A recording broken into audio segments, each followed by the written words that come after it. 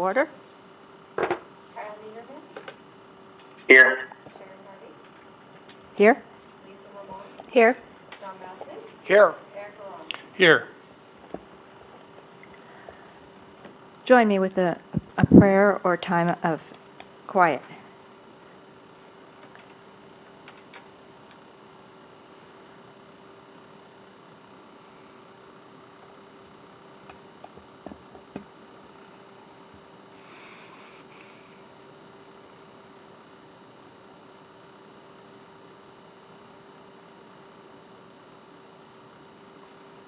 Amen.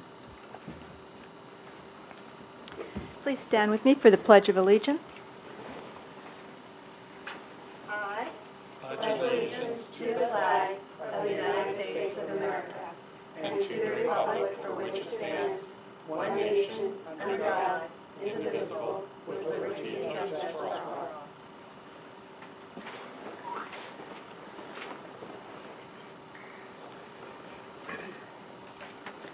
We'll move to 2.1 for the approval of the agenda. I move we approve the agenda. I second. Okay. Kyle Lieberman. Yes. Sharon Harvey. Yes. Lisa Lamont. Yes. John Baston. Yes. And Eric Rowan. Yes. 3.1 Superintendent, first reading of trust model policies. Good afternoon, Madam President and members of the board. Last Tuesday, we did review all of the trust model policies that we are looking to adopt.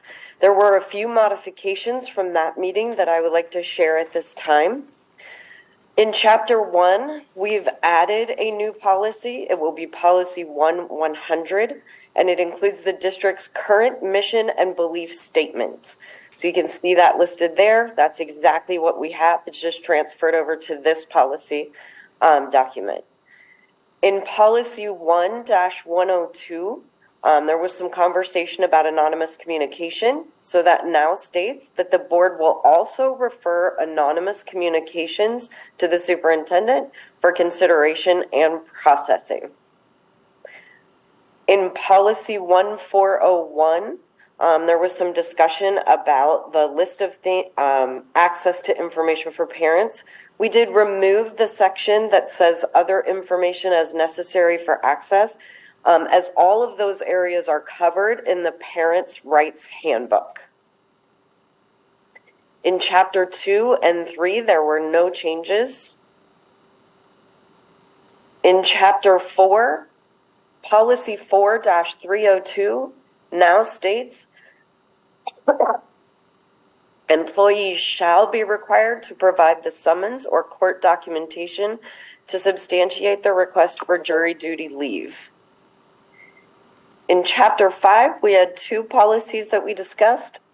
The first was Policy 5-218, and it now states the district is not required to teach sex education in its schools, and currently Lake Havasu Unified School District Number 1 does not teach sex education in any school. The requirements of this policy would be utilized if the district chooses to teach sex education in the future. And the final one that was discussed was Policy 5-304.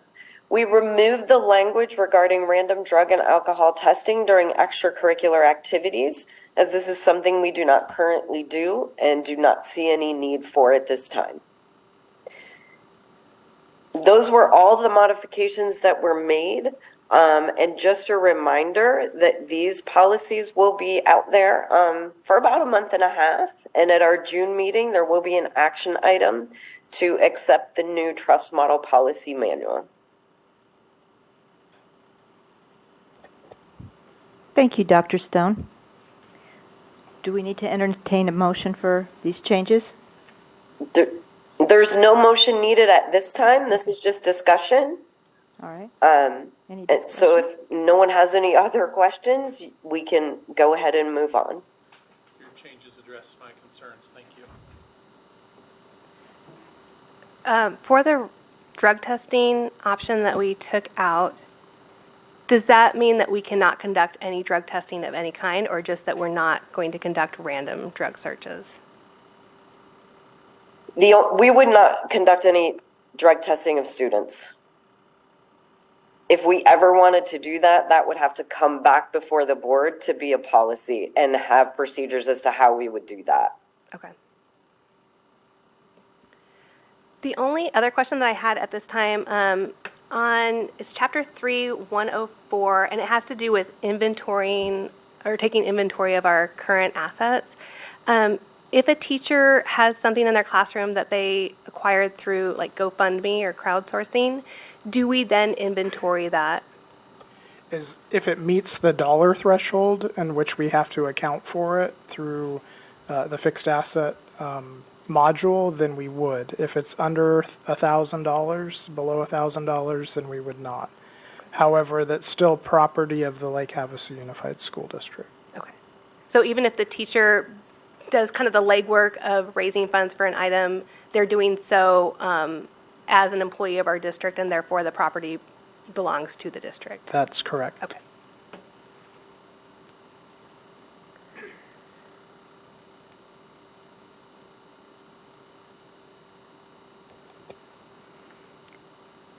Okay, moving on to 4.1, business services. Thank you, Madam Vice President, board members. The revised 2022-2023 budget includes financial adjustments to the overall budget limit based on funding changes that have occurred since budget revision number 1 of the annual budget in December. Per ARS 15-905, the governing board shall approve the revised budget and any over expenditures in any of the following programs within the M&O budget for the fiscal year, while not overexpending or overspending the overall budget limit in regular education, special education, pupil transportation, etc. It's what we talked about on Tuesday. The district does not expect an over-expenditure in any of the funded areas mentioned above at this time. However, per ARS 15-905G, if there needs to be an over-expenditure in any of the programs, we must have board approval prior to the end of the fiscal year. The maintenance and operation expenditures will not exceed the overall budget limit. The revised budget and summary sheets were provided to the governing board prior to the May 11th board meeting. And I do have a presentation. This presentation was also included in the action item. So the overall presentation will highlight reports, average daily membership, financial transparency, budget revision number 2. At first, I have on the second slide that just the purpose, and it references statute. Going into the page where it actually shows the visuals of the reports that I pull from the state, there's the budget 25 report, budget 75, and BSA 55-1. All of these reports provide the data and baseline for us to then go ahead and start to, in the reconciliation process, to align with the state. The first area is average daily membership, so we look at prior year and current year average daily membership, and then in that process, again, we reconcile to the state. This first table here is something that where I actually pull data from the BSA 55-1 report and populate it into the data sheets of the of the budget spreadsheet. You can see that we go back as far as fiscal year 21 to show the 100th day account, as well as in fiscal year 22, and then we have our estimations for the current fiscal year, which in this case is fiscal year 23. That data is populated from the state reports into the budget spreadsheet, which then in time, as we go through a couple of these slides, you'll see how average daily membership, meaning students in the classroom registered with the district, enrolled with the district, then equate into and calculate actual monies for the district. In the next slide, you see a further breakdown of where we have what's called Group B students, their weighted student counts. So we receive additional funding from the state from different subgroups of students. From K3 students, our number of students in grades kindergarten through 3rd, as well as our English language students, and then various students who have special needs in which we do offer services to meet those needs. So those students are identified as we enroll them here at the district level and transmit that information to the state, and then again we reconcile with the state to actually come up with budget numbers.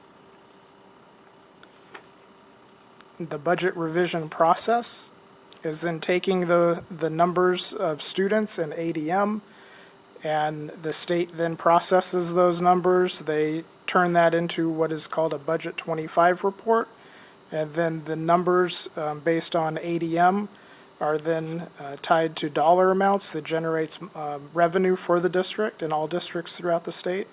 And then this Budget 25 report is sent to the district on a monthly basis, so we can monitor based on student enrollment and those who withdraw how that actually impacts budgets from month to month. We can view that each month.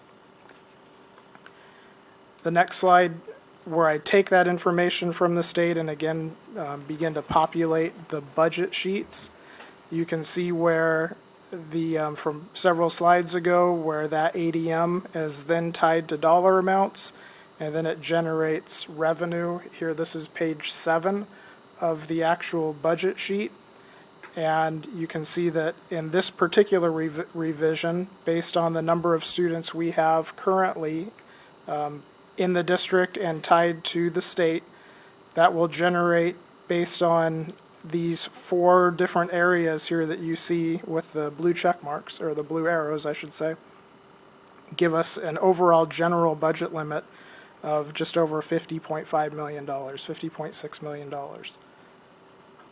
That's for maintenance and operations. On the next slide, you see the actual budget sheet, which is page 1, where we then tie in the bottom right-hand corner that $50.6 million figure, and then monies are allocated throughout the various programs and functions and objects in the areas of salary and benefits, purchase services, supplies. All of those monies are then budgeted to meet the needs of the district, whether it be for personnel or supplies. And that is then calculated out. And what we want to make sure we do is tie out in budget capacity to that number in the bottom right corner. If we do not actually budget to our budget limit, then below that red oval in that little line there, it'll actually give us an error message that says we've either over budgeted or under budgeted to the budget capacity in which we have available to us. So in this case, we tie out, everything calculates out, so we are in alignment with the state and have budget capacity of that $50.6 million in maintenance and operations. The next slide is the Budget 25 report, but on this side of the page, it shows figures pertaining to capital funds. And this is where I use these figures to then populate the spreadsheet to make sure that we align with ADE. Again, going back to page 7, which is the next slide. It's just on the capital, unrestricted capital outlay column. You can see that one arrow that points to $2.7 million. That is the revenue that we are expected to receive as generated through district additional assistance at the timing of budget revision number 2. The next slide shows you what page 8 looks like in the budget spreadsheet. So it's taking that data from the Budget 25 report that I showed you a couple slides ago and populating it based on our carry forward from the previous year, our expenditures from the previous year, the new monies and revenue that is expected as of budget revision number 2. And at the very bottom in the red oval, it tells us what our budget capacity is in spending capital monies, which is Fund 610 for fiscal year 23.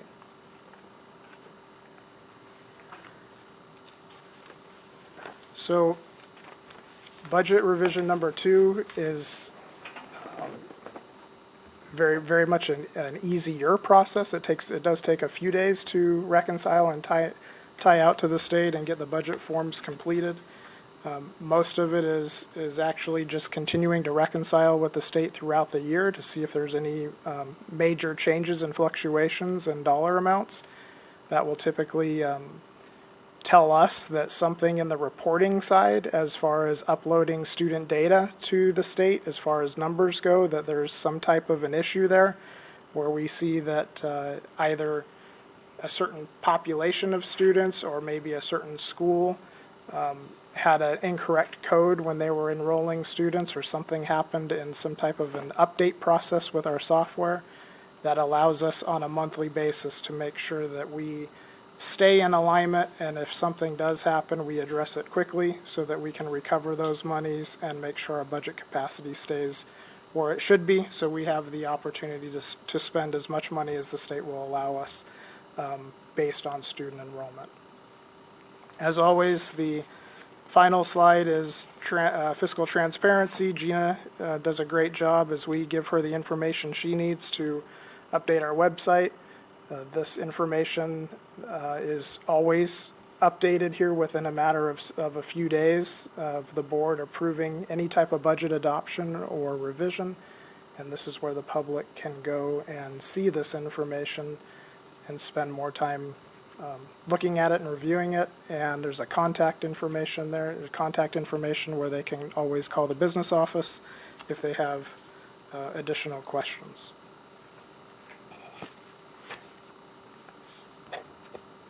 Thank you for your work, Mr. Murphy. Can we have a motion to, is it time for motions now? Yeah. Okay, motion to approve this. We approve the revision to the budget. Is there a It's second? actually a work session, so we're not voting, correct? This one's a special session. Oh, sorry.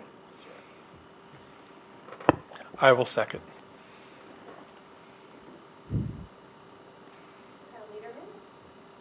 Yes. Yes. Yes. Yes. Yes.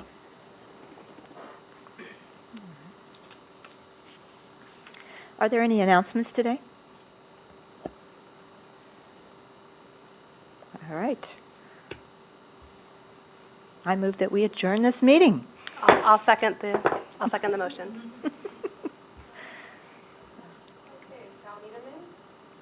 Yes. Yes. Yes. Yes. Yes. Now do the gift. Okay. Meeting adjourned.